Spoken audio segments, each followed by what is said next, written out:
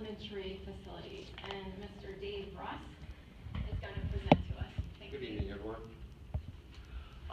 As you know, part of the strategic plan was to address the needs at Jackson and at the high school. Both facilities are getting a little long in the tooth and need a little TLC. We have spent the last several days and weeks going over a plan to actually engage the community in the process. And I would like to introduce Matt Wolfer from Bray Architects to go over the plan that we came up with. Thanks. Good evening. Good to see all of you again. Special thanks to Joel and Monty for the facilities time with Facilities Committee earlier this evening. I believe, I'm still the only guy using paper in the world, I think. But I did bring handouts for you this evening. I don't know why it just is so much better than the screen. What we have this evening is kind of a high-level overview of a Citizens Facility Committee process. And so what we wanted to discuss with the board is the potential formation of this committee. So there's a lot here. I'll kind of give you a quick overview of each tab within the document. Jump in if you'd like as we're going, or feel free to save questions till the end. So tab 1 is probably the most important organizational graphic.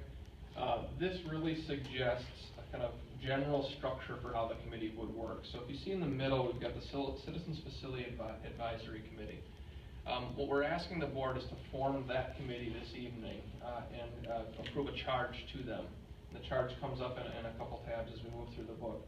But what we're looking to do is form a group of citizens, have them volunteer their time over the next 8-9 months to work with us, work with administration, work with faculty and staff at each of the affected schools to not only understand the needs, but to explore potential solutions, to work with the board on a community survey that would be potentially sent to all residents in the district, and eventually come back to the board next spring, late spring, with a recommendation based on their work and their time commitment in the months ahead. So the committee in the Citizens Facility Advisory Committee really is kind of the key to this graphic. As you can see, the board, the role of the board really is to form this committee and to create the charge for the committee's work and to receive a recommendation at the end. Board members often attend these meetings, but at this point what we would recommend is traditionally they don't participate on the committee. Obviously encouraged to come and listen and absorb and receive this information as the committee will be.